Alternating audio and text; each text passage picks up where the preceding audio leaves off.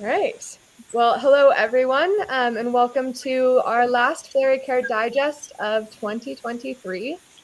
I am really excited to be here with Dr. Kwalar from Klarah Health, who's going to be chatting with us about nursing in Cameroon and how they're working to deliver nursing services to patients across the country. So, welcome, Dr. Kwalar. Thank you so much for making the time to join us.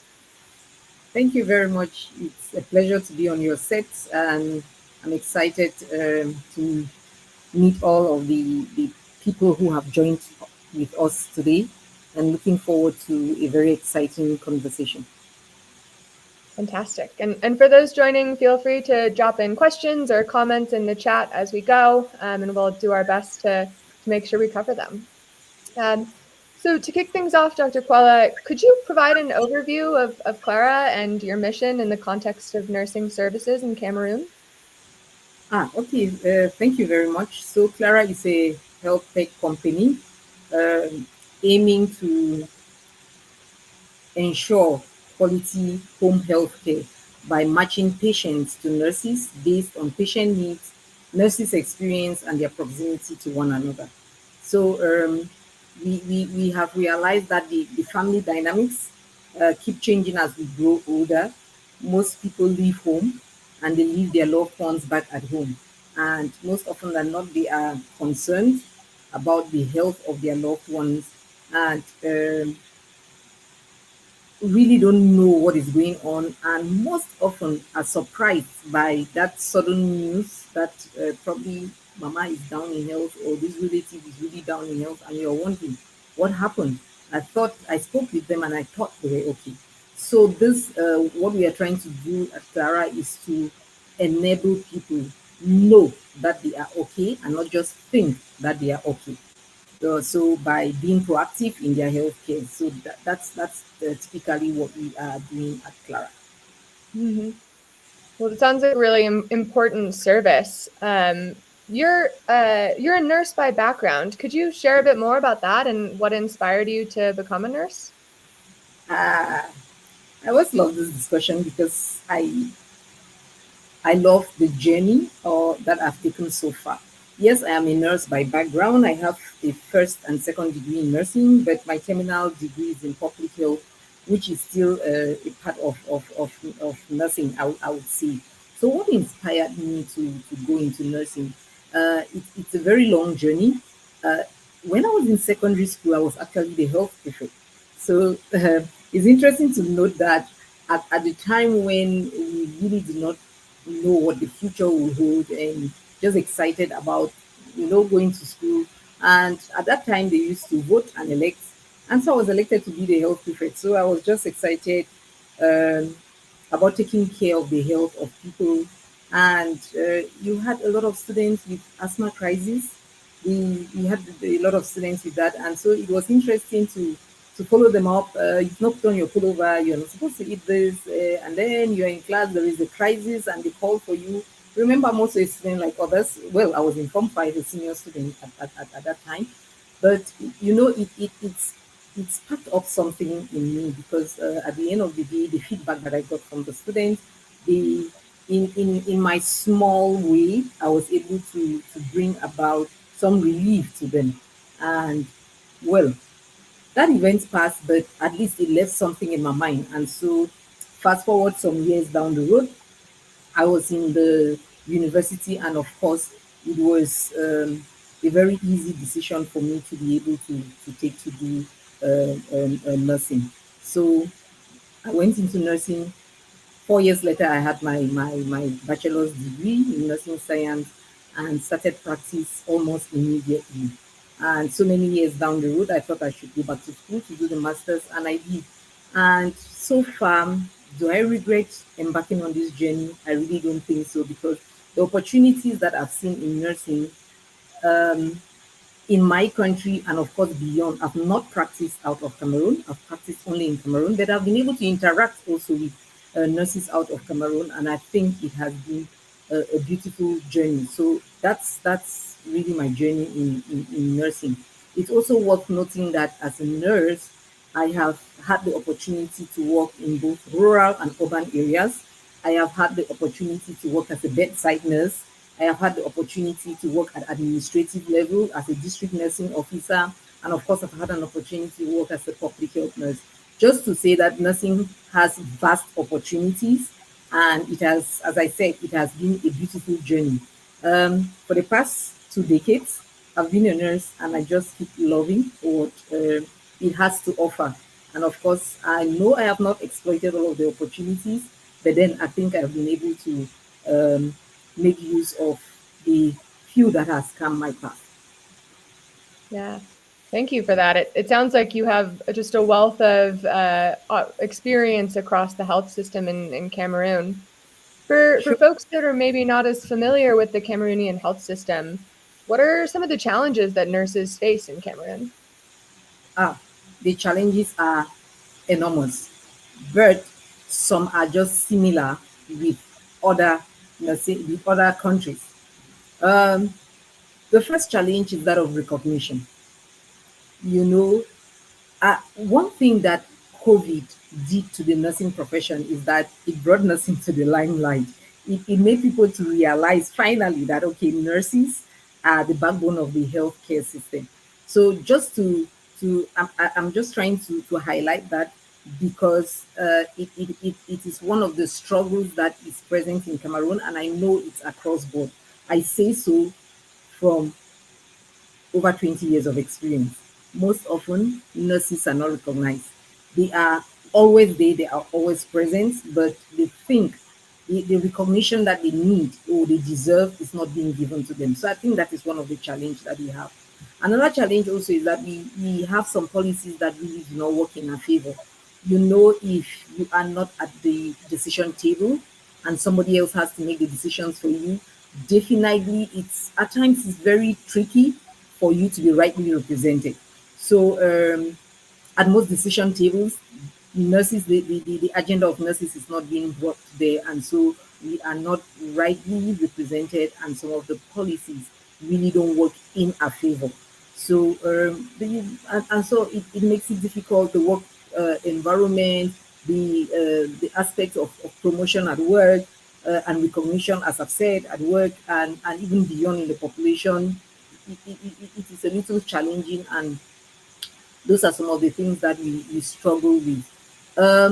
Another thing that is new or is emerging is the fact that technology has crept into almost all spheres, and it's also creeping into nursing, though in a context is very, very slow.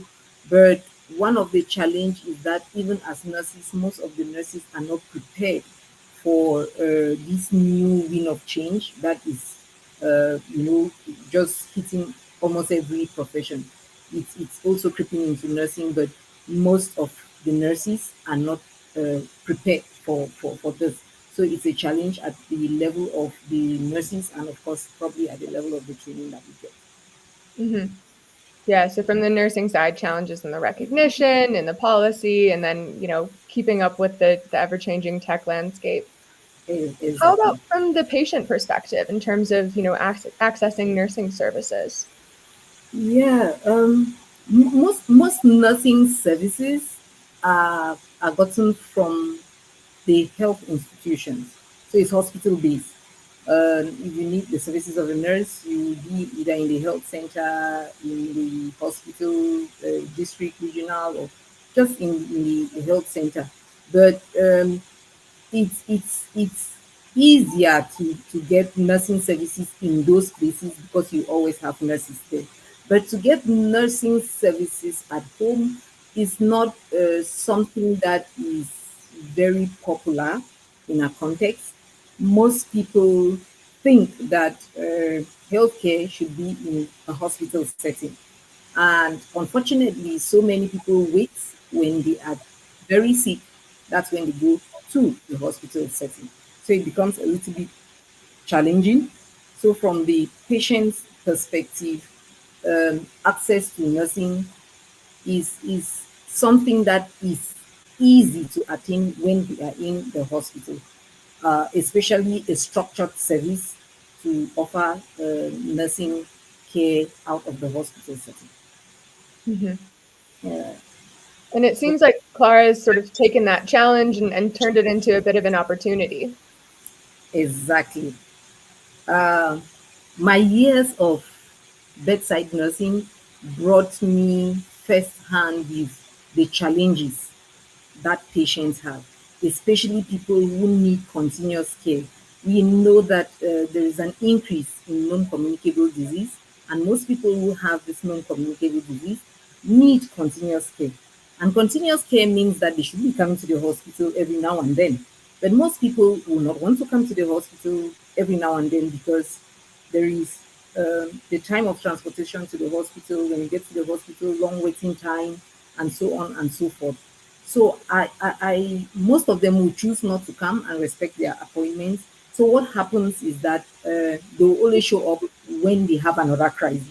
So I was thinking to myself, why should we always wait and have them come, when it's already very late in the hospital? And so I thought probably meeting them at home, and especially being proactive about their health, may just be a game changer. Letting them know that they can do something about their health well before time, and not wait until they are sick before they get to the hospital. Hmm. Yeah.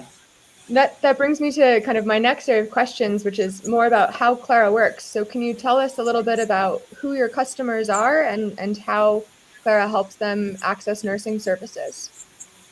Okay. Um, I, Maybe before I get to how Klarah works, I'll share a little the story about the creation of Klarah. I have just highlighted the fact that my years of service in the hospital made me to get thinking. But now, what actually was the immediate story that led to the birth of Klarah was the journey that my father had to take. So of recent, my father has really been down in health, and so being the healthcare practitioner of the family, I had to shuttle between my town and his to assist my mother to take care of him. And trust me, he had a series of crises every now and then. And so the movements became really frequent. And then my brother, who is in Germany, was concerned, and he said, "Oh, sis, what can we really do to help? This movement, it's really becoming so frequent." And so we concerted and thought that, okay, we could hire a nurse with very simple instructions. Visit my father regularly, check on his vitals, do an assessment, and give a feedback to me. And then that will help us to be able to do an assessment and see whether we can pick up some of the early warning signs of a crisis. I'm telling you, we made very health friendly decisions in time, and his visits to the hospital significantly changed.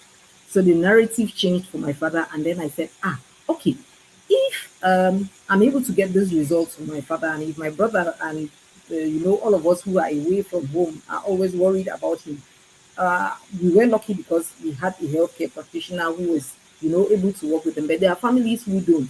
So I was saying that, okay, we could, that was an opportunity that we had to explore now. It, there are people who are away from their parents and probably are also always called on daily basis or on weekly basis or on one monthly basis that there is a crisis. And so how do they go about it? You can just help them to pick the red flags and then help them make a health friendly decision, so that at the end of the day they can continue with their hustle, and their parents also can be in good health. So that is how Klarah was born. And so how does Klarah work? Klarah actually works by matching patients to nurses. We have observed that there are so many nurses. It is true that if you want to go by the WHO standards, the number of nurses to the population is still very low in Cameroon. That notwithstanding, we still have so many nurses, because the so many nurses that are being trained are not all completely employed. And even those who are employed, there is a need for an extra pay. So what we are doing is ensuring that we can match patients to nurses based on the patient's needs, the nurses' experience, and their proximity to one another. So we have nurses almost everywhere. Um, and we are thinking that, okay, if you have a nurse who is your neighbor and maybe you don't know that that nurse is even there, or that that nurse leaves every day and goes to the hospital to go and take care of other people, if both of you sign up on the platform, we simply can be able to match you up, and the nurse comes to your house at your convenience and take care of your health. And of course, you can be able to take off from there and make decisions that will really keep you on the healthy side of the uh, health illness continuum. Hmm. Okay. And so, what sort of nurses could you match with on the platform? Is it mostly primary care or more specialist types of things? Okay. The nurses, I don't know how it looks like in other countries, but in Cameroon, we have nurse assistants, then we have nurses and senior nurses. And nurses are, in a context, A level plus 3 years of, at least 3 years of training. So those are the people that are known as nurses in a context. And of course, you can have the state registered nursing, the higher national diploma nurses, the degree nurses and master's degree holders, and all of that. So who constitute the nurses, the general practitioner, and specialist nurses. So those are the people we have on our platform. We really don't have the, should I call it, the auxiliary nurses on our platform, because we realize that there is a lot of critical thinking and autonomy in what we are doing. So you will expect a at least a nurse or a senior nurse to be able to do that, do the assessment and pick up if there are any red flags, and probably be able to give individualized patient education to help alleviate a situation or orientate the patient on how best to go about his or her situation. Um, well, probably we'll get to that about specifically the services that we offer. That was going to be my next question. What sort of services to expect if you let's say a Flurry customer has some loved ones in Cameroon and wants to use Klarah services? All right. Okay. We have different categories of services. The first one that, as I said, that we pride ourselves with is the proactive healthcare. We just want to ensure that you know that you are in good health or that you are struggling with something, and you can be able to report to the hospital early enough so that early diagnosis is equal to early treatment, and of course, the prognosis will always be good. That is not the situation in our context. People will always go to the hospital when, in fact, they'll be carried to the hospital when things are really getting out of hand. And of course, late diagnosis will almost always lead to have a poor prognosis, and that's a situation that most families will not want to find themselves with, and it is also very costly. So the first service that we do is being proactive. That's, we call it the proactive healthcare, whereby we have um, monthly or bi-monthly visits, as the case may be, just to come and check on you. Some people will call it a wellness checkup, you know. But considering that you may have also some people who already have life-limiting illnesses like the non-communicable diseases that I talked about, it's worthwhile also to check on them and to ensure that they are taking their medications rightly, and that their condition is under control. You know, they should not wait until they have a crisis before they come to the hospital. So that's the first package. We also offer what we term the in service. The Most people have loved ones who are sick and may not necessarily be in the hospital. The children have to go to work. The caregivers or whoever, the family members, because in our context, we depend more on family members for our health care. So most of the family members have to go to work, they have to make a living to come and pay the hospital bills. And there are these people who have probably life limiting illnesses who are in the hospital, and um their loved ones may not want them to continuously stay there because they will also have other things to do. So they can uh, sign up with Klarah, and Klarah will give the in-service healthcare. In-service healthcare is a living nurse for 24 hours. So you actually have a living nurse who will take care of your meds, who will take care of uh, the things that practically would be done by nurses in the hospital can be done at your home. But definitely, they have to do a control of the patient, and to assess on that, that care can be taken out of the hospital into the home, and Klarah will be there to offer that service. So we can actually do that.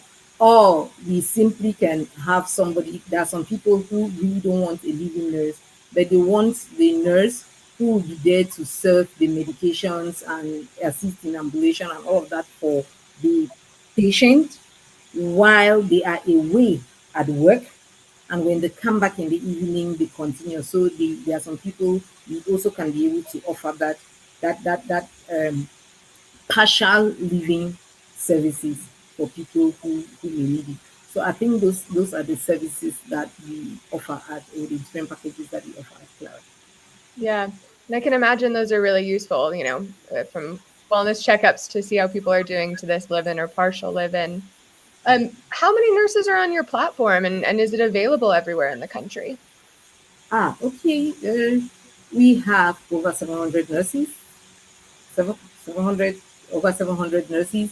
And in Cameroon, we have 10 regions, and the nurses are present in 8 out of the 10 regions in Cameroon. So we have a reasonable manpower that we can conveniently take care of so many patients at a time. It's true we are not yet where we want to be, but I think we beat every other health institution in relation to the number of nurses that are available to them. Yeah. Mm. And then, I think in addition to being able to access care, quality is super important to make sure that, what you're getting is the right care and it's likely to be effective. What sort of strategies do you employ to, ensure top-notch care for your patients? Thank you very much. Very important. If we should have healthcare, we definitely should be quality healthcare, and so we need to ensure that the quality of care across board is maintained. So there are a couple of things that we do to ensure that we have quality healthcare across board. So it begins from the onboarding process. So when a nurse signs up on a platform, we first of all begin with the basics, your accreditation, to ensure that your documents truly state that you are a nurse. Um, as I said before, we actually have only nurses. At least for now, we have only nurses on our platform. So you have some people who sign up and then they send their certificate. They are actually nurse assistants. We say, okay, for now, we are actually nurses. So that is just the first criteria. Then there is an onboarding test just to ensure that you have the minimum amount of knowledge from our assessment.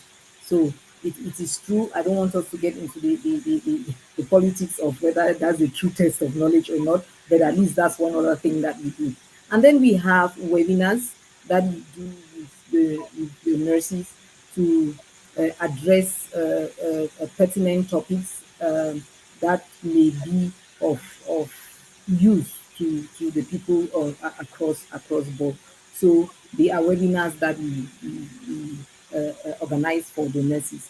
The other thing is also is that there is a feedback mechanism from the patients.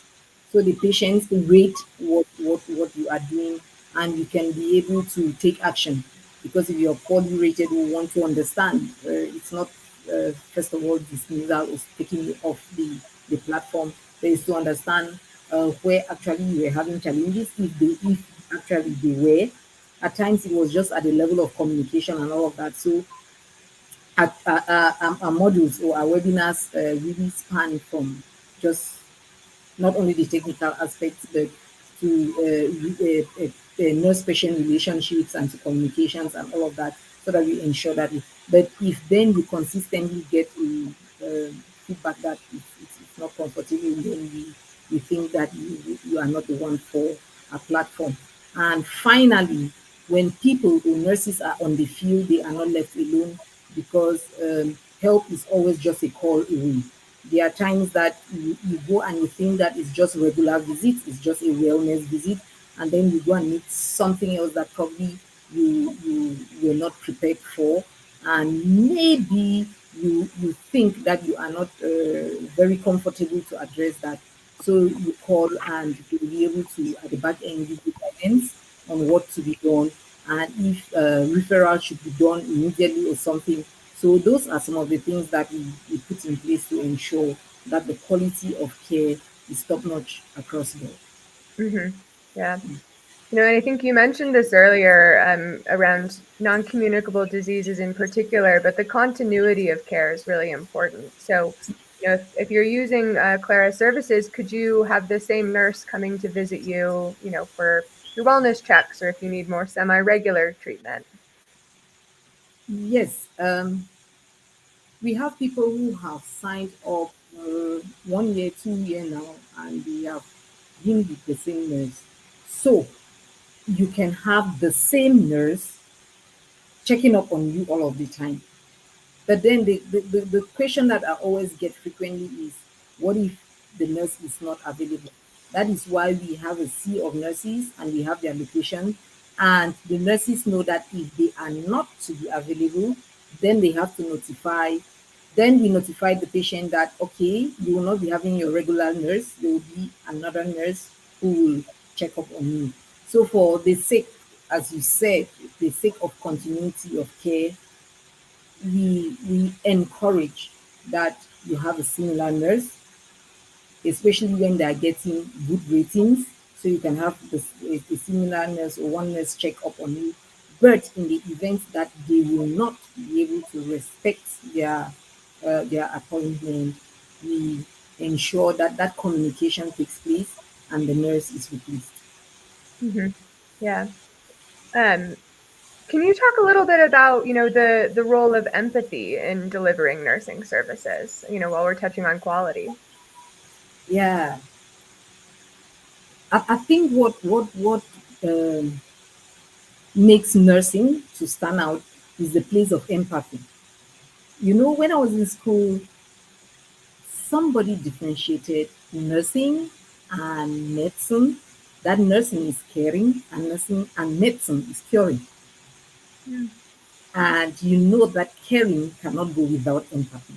There is there is the place of empathy that the nurse, a certain degree or level of empathy that the nurse has to possess and portray to ensure that the patient really gets cared for. So it's beyond the medications.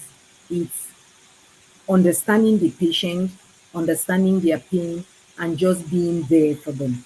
You know, I happen also to teach at the university. So, as I said, I have so many caskets and I have loved my journey in nursing. So, I am also a university lecturer. So what I tell the students and what my practice has made me to understand is that if you care for a patient without empathy, then you're losing it, because most often the patients just want to know and feel that they are understood. They want to know that you are there for them. You will not judge them. You will understand the pain they are going through. And there is something that we always talk about, the nursing touch, you know. And I always say, it is true. At the beginning of our conversation, I said nurses mostly are not recognized. But when you come across a great nurse, a nurse who has empathy, you never forget that nurse, because the difference is always clear. And at times, it is just that nursing touch. The fact that the nurse can be able to go beyond everything and say, it is okay, I understand what you're going through. Can you tell me how you're feeling? And so on and so forth. That is the place of empathy. And that is what stands, to me as a nurse, that is what makes a nurse to stand out. And of course, these are the values that I am passing over to the fleet of nurses that are on the Klarah platform, because we have values that beyond the technical know-how, you should be able to possess, so that when you have that visit with your clients, they definitely know that this was a visit that was worthwhile. Mhm. Yeah, can you talk a little bit more about how you cultivate that empathy, in Klarah and with Klarah's nurses? Ah, okay. Now, the issue, as I said, mostly, apart from the webinars, there is a lot of one-to-one coaching. I share an experience. You had this nurse who was working with a patient who had been down in health for a very long time, and the wife was taking care of that patient. And the nurse will go and say, I don't know. I don't know whether it is me or my manner of approach, but I think that at times when I go, Mama is not smiling, and I said, no, it's not with you. It's not easy for someone to watch the loved one fail. So what they want to, they don't expect that you are bringing a magic wand to take off the pain and the state of illness from their loved ones, but they expect that you should be present and understand what they are going through. They don't expect that you come and you judge them. Maybe you come, they miss the medication, or maybe you get to the house, there are some of the patients who are on diapers, and the patient has not been changed for people who have not signed up for living. And instead of you educating and understanding that they too are exhausted, you start judging them. No, they will not get it. So try to be present. I don't know what better word to use, but they want to feel that you are present, you feel what they are going through, and that you are there to help. Mhm, So those are the ways that there is a lot of coaching, one-to-one coaching that we also do with the nurses. As I said, especially people who have loved ones who have some disease that they are not going to get well tomorrow. So it also takes a toll on the family members and those who are taking care of them. And they mhm, expect that when you come, you should be that spark, that you should bring that spark that will tell them that I understand. I understand your pain. I understand your difficulty. I understand the challenge that you are going through, seeing your loved one fade in your eyes, or seeing your father fade in your eyes. Fathers to most people are heroes. And so when they get to that point where they cannot take care of themselves, and the family members or the children also are like, this cannot be my father. I need that authoritative man. You should be able to not only take care of the sick person, but to also let the family know that you are. So those are some of the ways that we inculcate and cultivate empathy, and mhm. making sure that the nurses know that they are not only there to treat, but they are there to care. And there is a big difference between treating and caring. And as I said, you will not be able to care properly if you are not empathetic. Yeah.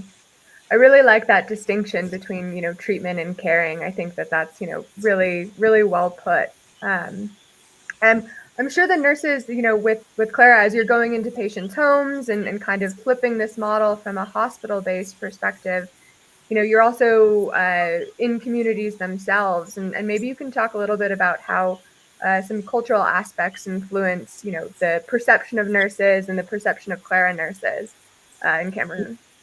I love that question. I love it because um, at the beginning of a conversation, I also highlighted the fact that most people know that healthcare is in the hospital. So when you're sick, go to the hospital. Uh, it's a cultural thing. Just go to the hospital when you are sick, or maybe when you're very sick. So to have a group of people who say that, okay, you can stay at home, and you will take off the stress of the waiting time, you will take off the stress of the transport. Our roads, the state of our roads are not the best. So there are times when you have to move and go to the hospital, you will take hours to get to the hospital, and they are telling you that, okay, just stay at home, we are coming. So It's something that so many people are still struggling with. Another thing also is that you'll be having in our context, we expect that people who come to our homes are people that we know, who have our neighbors come into our homes, who have our family members, our loved ones, our colleagues, they come into our homes because we know them, right? But now we are proposing a model where you don't know this nurse, and the nurse has to show up, and your home is your private space. Then the nurse has to show up to take care of you there. So it's in as much as we know we are solving a problem, we are still doing a lot of education also to let the people know that they can get health care at home, and that that stranger who is a nurse who is coming to your home is actually coming to get help, to give help to you. And of course, eventually you find out that a relationship is built over time. And one of the reasons, as I said, that we have one nurse, visit over and over unless otherwise stated. So, because we know that that nurse also has been able to let the patient bring down his or her guard and know that, okay, this is a healthcare practitioner, he or she is here to help me, and we can really get along, and I can open my door at any time, and I am comfortable with the client. So, I think those are some of the cultural things, and we can only address them, as I said, with sensitization and more sensitization. Yeah. And I'm sure, after people use the service and they see how great it is, it probably changes things, at least for them and their communities. Yeah, yeah, exactly, exactly. Yeah. They are happy about the fact that, okay, the stress and hustle of getting to the hospital, you can actually meet me at my home and my convenience, and I get quality health care in the comfort of my home. Yeah. I think on the flip side of this sort of more, personal element of it, Klarah is using technology to really sort of facilitate the way that people can access nursing services. Could you talk a little bit more about, what technology you're leveraging and how that's, enhancing your ability to meet patients' needs? Okay, thank you very much. So Klarah has an app. The app actually is on Play Store, and as I said, the app basically matches patients to nurses, because patients sign up, nurses sign up, and then based on their location, we can be able to do that match to ensure that we are not taking somebody from Yaoundé and assigning to a patient in Bamenda. It wouldn't make sense. We just want to assign people who are as close as possible in the same neighborhood, in the same community. That's the first thing. So we are using a mobile application and web dashboard to be able to get this, to pull this off. Also, after each visit, an electronic health record is generated. So that's the other part of the technology. So an electronic health record is generated after each visit. So if you have signed up for a monthly visit, it means that by the end of the year, probably you must have had 12 electronic health records that has been generated. And um, most of our clients have their are actually leveraging on the paying ability of their loved ones in diaspora. And their loved ones in diaspora are actually paying because they want to know and understand. They don't want to be kept in the dark and be taken by surprise. I spoke with Mama yesterday and she was feeling okay. How comes today she's admitted in the hospital?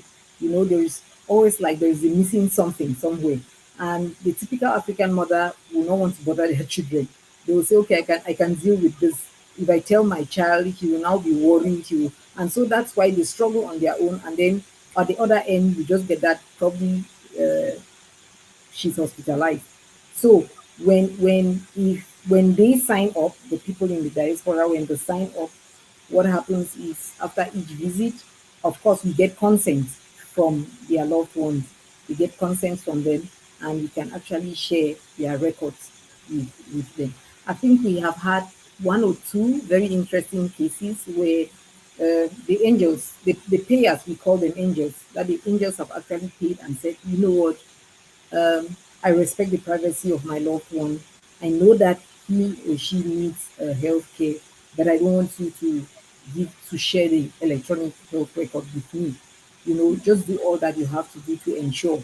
If there is anything particular, maybe there is a referral that you have to do, maybe there is some samples that you are collecting for something, some emergency thing. Maybe you let me know and I'm going to pay for that, but I don't want to know the health situation. You have had just about one or two, but typically, most people who sign up are people who just want to know that their parents are doing okay, their loved ones are doing okay, or they are not doing okay. And so, Mhm. with consent from their loved ones, you can share the electronic health records with them. Mhm. Yeah. And I imagine that that's really reassuring for a lot of people who aren't able to, be there for their mother, father, whoever. Hmm. Well, I know we don't have tons of time left, but I'm really curious to hear, what is it that you see as the future of nursing in Cameroon? The future of nursing is bright. It's it's enormous. It's I don't know what word to use, but 2 decades in the profession means that at least I've been able to see nursing evolve in my own context. And I think that to the young ones who probably are looking at me, I'll say that nursing is a beautiful space to be now because there are a lot of opportunities for nurses. But unfortunately, most of those opportunities are not exploited by the nurses themselves. You know, as I said, I've been in the bedside nursing. I've done public health nursing. I've been administrators in nursing, and I'm now doing some entrepreneurship and technology. I'm a nurse innovator, because I'm innovating something. But this is something that the typical nurse will not look at. If they are at the bedside, they just want to take care of their patients and then they go home. If they happen to be at the district level, they want to, carry out outreach programs, do some community work, and that's it. But nursing has enormous opportunities, even in Cameroon. I had an opportunity to talk with a group of students, and when I said so, they were like, no, it should be out of Cameroon, beyond the border. I said, no, in Cameroon. The beautiful thing in Cameroon is that the opportunities are not explored. So it's still like a virgin land. So to the nurse who is listening to me, the future of nursing in Cameroon, in Africa, but specifically in Cameroon, it's great and it's bright. You just need to think out of the box, and definitely you will be solving a problem because nurses have the ability to navigate every sphere of life, like in every sphere of life. So if you think out of the box, you may think school nursing, you may think community nursing, you may think in the hospital, you may think entrepreneurship, you may think working with the transport agencies and the part. You may just think something. Nurses can navigate almost every sphere of life. And unfortunately, as I said, in Cameroon, it's not being exploited. So the future of nursing is bright. And for the younger ones there, think out of the box and you will love nursing. Yeah. Super inspirational final words. I think in addition to the opportunities for nurses, it's really exciting to see what Claire is doing to help realize that potential and that bright future. How about the future of Klarah? What's up next for you guys? Yeah, it's interesting. The future of Klarah, we we really are hoping to scale and scale beyond the borders of Cameroon. And for us to be able to do that, we need funds. So we need investors to invest in Klarah so that we are able to really scale and go beyond Cameroon. So what is the future of nursing of Klarah? Sorry. So we hope to solidify our presence in first of all amongst the Africans in the diaspora, because I have said those are our key payers, because most people at home are not able to pay for it, and so they are leveraging on the paying capacity of their loved ones. And so we want to solidify our presence there, and then we see how we move out of Cameroon. We really look forward to a time where Klarah will be that one-stop shop for all home health care services in Cameroon and beyond. Well, it sounds really exciting. If folks want to find out more about Klarah, can they find you online, on Twitter? Definitely. We are Facebook, Klarah Health, Twitter, Klarah Health, Instagram, Klarah Health, and LinkedIn, Klarah. And our website is www.klarah.com. So we have social handles in all of the social media platforms. You really can be able to find us there. And we have a conversation. And we are always here to serve and excited about what we are doing. Fantastic. Well, it's amazing to hear about all of the great work that you're doing, and I think Clary is really excited to now be working with you guys and offering services to loved ones who have family in Cameroon.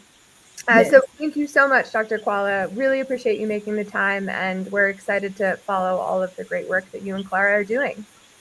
Thank you very much. It was a pleasure to have this conversation with you, and hoping that in the nearest future we may be able to talk more on probably the milestones that we have been able to achieve. And to our viewers, we are building the next great thing in healthcare, and we are changing the way healthcare is being offered. And you, who is concerned about the health of your loved one, you can just hit us up, and definitely you'll be able to have the peace of mind that you deserve, knowing that your loved ones are in great hands. Thank you very much. Thank you so much. And thanks to all of our listeners for tuning in. And with that, I'll sign off and see you next month. See you next month. Take care. Bye. Bye.